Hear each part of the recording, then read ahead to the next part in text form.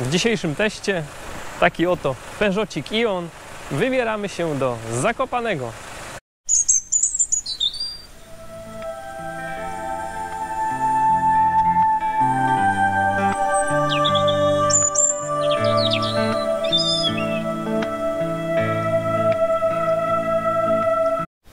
A jak zawsze w tym momencie zachęcam do subskrypcji, będzie więcej materiałów, do pozostawienia jakiegoś komentarza, łapki. Będę wdzięczny za wszelkie formy wsparcia, tak żeby algorytm zauważył, że moje filmy istnieją na YouTubie.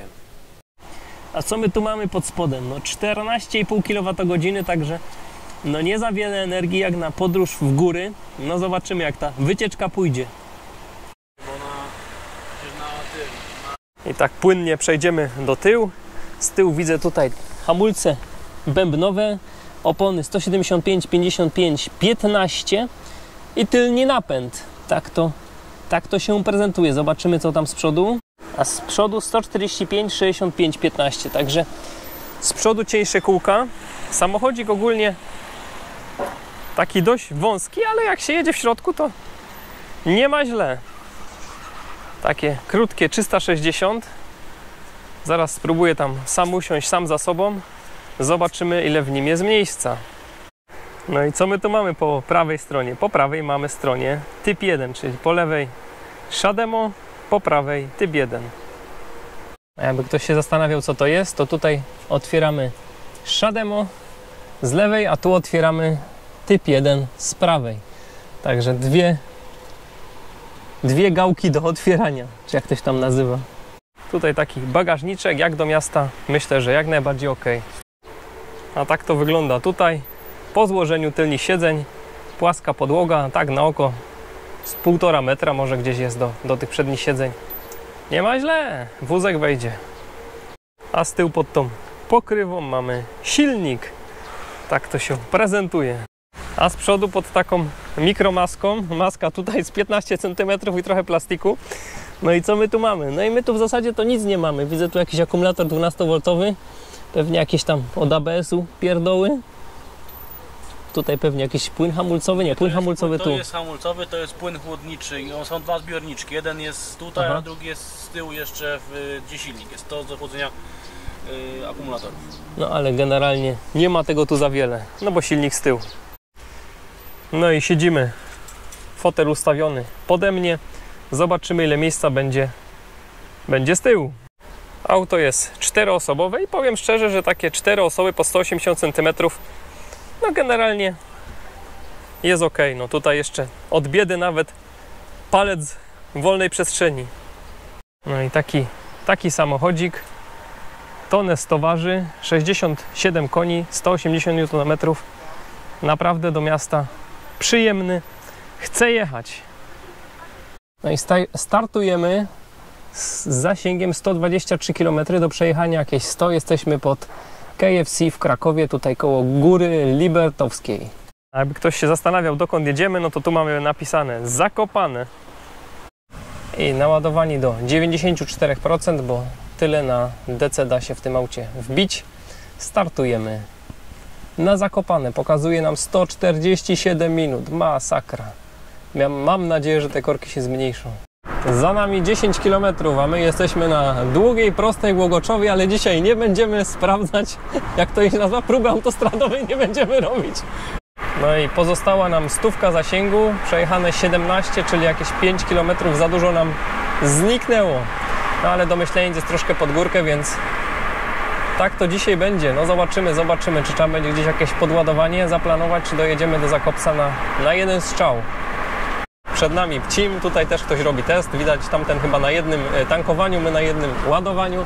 Jeszcze 96 km zasięgu, a my to już zaraz będziemy dojeżdżać do Pcimia. Jest i Pcim. I 32 km trasy za nami. Za nami naprawa, przed nami już widać Tatry, no i teraz mamy tak na styk, także kilometr zapasu nam został. Zobaczymy, jak tam droga pójdzie, no i będziemy tutaj wjeżdżać na S7. A za nami kolejny na próbę zasięgu, mini elektryczne jedzie na Zakopane, także jest już nas 3 mini elektryczne, Peugeot Ion I ten autobus, bo patrząc, że fajne prędkości trzyma, to widać też jakaś próba tutaj.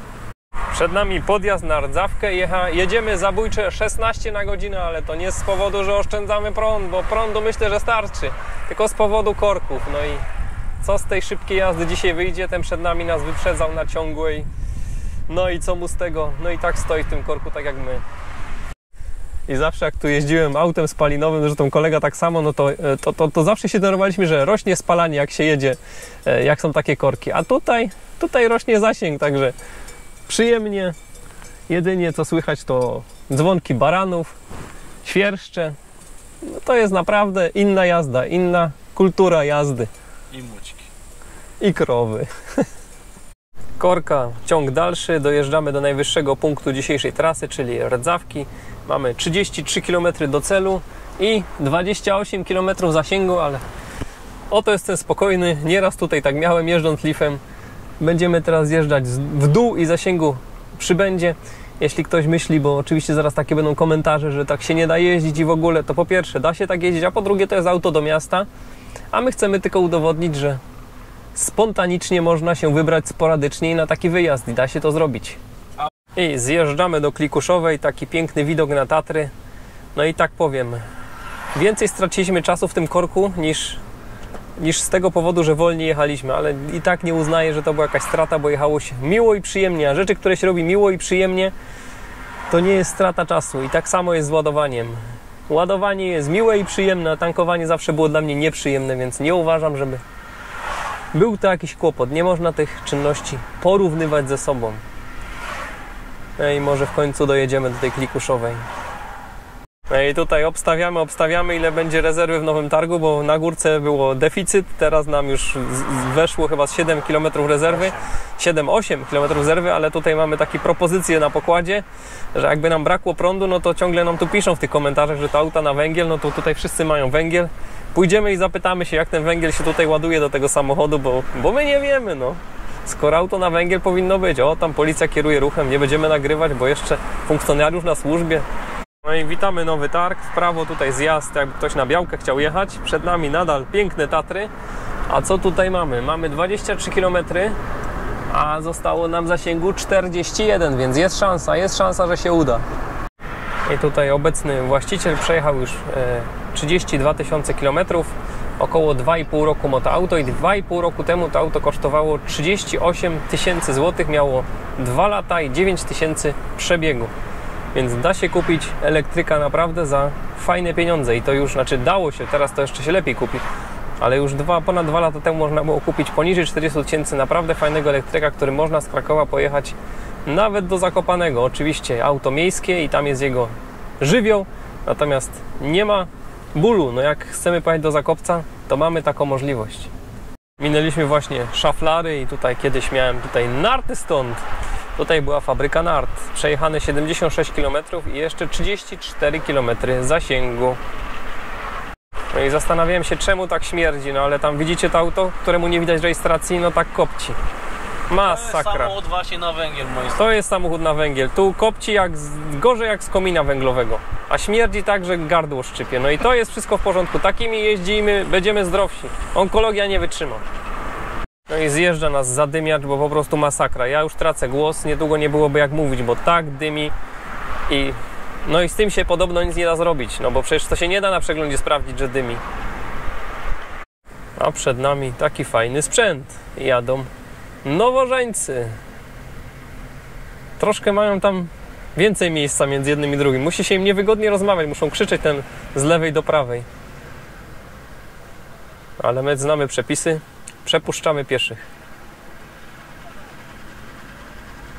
Co my tu mamy? Benzyna 5,77, a kilowatogodzina naładowana w domu na nocnej taryfie 30 groszy. A patrząc na to, jak to auto jest ekonomiczne, to myślę, że można porównać zużycie tu kilowatogodzin, jak i benzyny w jakimś mniej ekonomicznym samochodzie. Czyli co? 20 razy tańsza jazda. No ale to przecież to auto jest drogie. Pewnie dzisiaj warte ze 30 tysięcy, no to faktycznie masakra. To trzeba wziąć kredyt, zadłużyć się i wygrać w totkę. No, albo trzeba policzyć, że się zwróci za 3 lata, a potem już mamy za darmo. Albo pożycz się od kogoś, najlepiej z rodziny, na 0% i zamiast płacić 1000 czy 2000, no nieładny manewr. No nieładny. Tak, I zamiast płacić 2-3 tysiące na stacji paliw, to może lepiej komuś oddawać po 2-3 tysiące i się okaże, że po roku, jak ktoś sporo jeździ, no zwróci się samochodzik, będzie za darmo. Był tutaj taki znak Zakopane Wita, po prawej będzie Orlen i ładowarka na ustupie. No i w tym momencie właśnie nam się rezerwa zapaliła. Pozostało 18 km zasięgu, ale my mamy tutaj do Greenwaya 6 km. Pamiętajcie, wspierajcie Greenwaya, bo to jest firma, która jako całokształt funkcjonuje najlepiej na polskim rynku i nie wyobrażam sobie, żeby można było po Polsce jeździć bez Greenwaya, także jedziemy z premedytacją na Greenwaya. I znowu stoimy w korkach. Zostało nam niecały kilometr, a tutaj zasięgu jeszcze 5. Także powinno się udać. Żartuję oczywiście, tam jeszcze bufor jest i udać się na pewno uda. Wszystko pod kontrolą. Natomiast jadąc tu pod górę ten zasięg spadał. Natomiast stojąc w korkach rósł. Tak to jest jazda elektrykiem właśnie. Tak to wygląda. Tu na wprost Kasprowy, a my w prawo pod Centrum Edukacji Przyrodniczej na ładowarkę Greenwaya. Jedziemy teraz do sławnego ronda. I tutaj skręcamy w lewo. Miły pan nas przepuścił. I nasza ładowareczka zaraz będzie po lewej. Mam nadzieję, że nie zastawiona. Nie, jest. Zaczynamy nasze ładowanie. Będziemy jechać. Co tu nam zostało zasięgu? 5 km jeszcze. A startowaliśmy, przypomnę, z 94%. No i podpinamy. No i jedzie nasz Peugeotik Ionik. Dojechał tu z Krakowa. Bez podładowania żadnego. No powiem szczerze, że na początku byłem sceptyczny, ale tu właściciel zna swój samochód i twierdził, że dojedziemy. No i dojechaliśmy bez najmniejszych problemów. 5 km oficjalnej rezerwy zostało. Jeszcze jest jakiś bufor, pewnie z 10 km nieoficjalny, więc naprawdę bez żadnych problemów podpinamy się na Greenwayu i rozpoczynamy nasze ładowanie. Pójdziemy sobie na jakąś pizzę, na spacer i takie to będzie. I startujemy nasze ładowanie. Aktualnie jeszcze 13% w baterii, także całkiem spora rezerwa. Myślę, że takie 13% wystarczyłoby na przejechanie jeszcze parunastu kilometrów. My się ładujemy, a tu za płotem taki zwierz. O kurde, ale wielki. Kiedyś tutaj się wchodziło tędy do tego Centrum Edukacji Przyrodniczej, a teraz chyba to jest teren jakiś zamknięty, skoro tu taka zwierzyna hasa. I w środku włączyła nam się klima, ale tutaj nic nie wieje, a auto po prostu chłodzi sobie aktywnie pakiet. No rewelacja. Tak to powinno być w Leafie. Auto starsze, konstrukcyjnie od Leafa, wcześniej wyszło na rynek ze 2 lata, a chłodzenie akumulatora jest. No i patrzcie jakie jaja. 4 minuty ładowania i już mamy 33% baterii. To myślę, że kolejne 4, jakbyśmy się uparli, to można wracać do Krakowa. Bo do Krakowa zużycie zawsze jest połowę mniejsze jak do Zakopanego. No jaja, to naprawdę są jaja, jak to auto się szybko ładuje. No ale nieduży akumulatorek. I co my tu mamy? 13 minut i prawie 8 kWh doładowane. Spokojnie możemy już wracać do Krakowa. No ale przecież to się nie da tym jeździć. Ale prawda taka, że jesteśmy głodni, trzeba coś zjeść i znowu naładujemy się za dużo. Coś, co ciągle przeżywam. Ładowanie za szybko idzie. A przy rondzie w Zakopanem polecam La Playa. No i z 94% zakończone ładowanie. A my tutaj żegnamy spod Centrum Edukacji Przyrodniczej koło ronda w Zakopanem. Doładowane dokładnie 11,42 kWh. Tyle nam ze stratami wszelkimi wyszło na tej trasie, także samochód dał radę. Dziękujemy bardzo za oglądanie. Coś tam do dodania? Także węgla żeśmy naładowali oto tym kabelkiem. Także jak ktoś powie mi jak się inaczej to montuję, to śmiało. Zapraszam i jak będzie więcej niż 1000 łapek w górę, to jedziemy nad morze. Powodzonka. Trzymam za Was kciuki.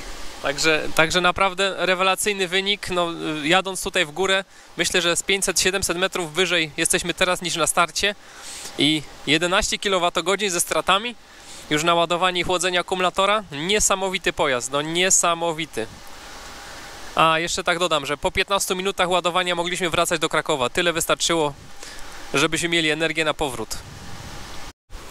No i taki fajny samochodzik. No powiem szczerze, że podchodziłem do niego na początku trochę sceptycznie, ale teraz zachwycony jestem. To jest za darmo jazda. To auto nic nie zużywa. To jeżdżąc normalnie po płaskim 10 kWh zużycie z gniazdka to jest normal. Nie wiem. I co my tu mamy naładowani z powrotem do 94%, pokazuje nam 120 km zasięgu, a przejechaliśmy z Krakowa do Zakopanego 98 według tutaj tego licznika. No i co? No i zaczynamy powrót. Po prawej też jest taki bar, też są tu fajne takie obiady domowe koło stacji BP, też polecam. A całość tej trasy z Krakowa do Zakopanego kosztowała nas 26 zł na płatnej ładowarce, także tragedii nie ma. Z palinówką w takich korkach dzisiaj myślę, że byłoby ciężko dojechać z takim wynikiem. No i po 10 km zasięg ze 122 urósł nam do 127 km. No rewelacja! No i co my tu mamy? 43 km zasięgu na powrocie, jechaliśmy jak z autem spalinowym. Przejechaliśmy 99 km, bo tam za późno sobie skasowaliśmy zegar. Także naprawdę fajny wynik. A cała ta podróż kosztowała nas niecałe 30 zł. Tyle był koszt prądu drogiego, z drogiej ładowarki, jak to niektórzy mówią, bez żadnego abonamentu, plus koszt ładowania w domu, więc uważam, że niecałe 3 dyszki za 200 km, no ciężko by było w takich korkach czymkolwiek przejechać to taniej. I jeszcze dodam, że niekoniecznie to musi być Peugeot Ion, bo równie dobrze można kupić Citroena C0 lub Mitsubishi AIMIV. To są te same samochody. Także mamy tutaj do wyboru 3 rodzaje pojazdów, które będą generalnie tym samym, natomiast trzeba zwrócić uwagę, że były różne pojemności akumulatora. I wiadomo, im większa pojemność, tym lepszy zasięg. No i ogólnie trzeba patrzeć na stan samochodu, no i czy ten akumulator nie jest zdegradowany, także najlepiej zrobić jakąś próbę drogową. Krótkie podsumowanie, wczoraj już było ciemno, więc nie nagrywałem. No naprawdę świetny samochodzik, całą powrotną drogę wracałem, fajnie się tym jedzie. Ma taki charakter miejski, więc najfajniej się prowadzi do 100 na godzinę. Natomiast jazda jak najbardziej przyjemna. Gdybym wczoraj pojechał tym spalinowym i spędziłbym 4 godziny w korkach, bo tak to mniej więcej wyglądało, to by była gehenna. A tym elektryczkiem naprawdę przyjemnie się jechało. I co? I na koniec kwadrans ładowania, żeby mieć energię na powrót. Jakiż to jest problem? I tak trzeba wysiąść z tego auta. Naprawdę świetny samochodzik i jestem pozytywnie zaskoczony, że można takie fajne auto mieć. Można taki samochód na dzień dzisiejszy kupić za około 30 000 już naprawdę z małym przebiegiem, w dobrym stanie. Fajny, jak się znajdzie fajny egzemplarz, to będzie fajna jazda. W środku nie jest tak mały, jak wygląda z wierzchu, więc jak dla mnie, jako całokształt, gdybym taki samochód kupił zamiast Leafa, byłbym z niego zadowolony. Wiadomo, zasięg troszkę mniejszy, ale popatrzmy na to tak, gdyby ta infrastruktura ładowania jakoś tak szybciej się rozrastała, znaczy ona się rozrasta, tylko ciągle nie ma odbiorów i ciągle stoi, bo na przykład w Nowym Targu już chyba z rok będzie stała ładowarka, która nie działa, szybka, no ale to już inny temat. Gdyby ta infrastruktura się szybko rozrastała, to jadąc takim samochodem na przykład nad morze, tak jak tutaj jechałem Kiją, tam wyszło 550 km, 150 km prawie mamy zasięgu z domu jadąc po płaskim, no bo zużycie typowe 10, gdzieś ze 14 kWh dostępne, potrzebujemy doładować 400 km zasięgu. A ileż trwa doładowanie 400 km zasięgu, gdyby te ładowarki były dość gęsto w takim samochodzie?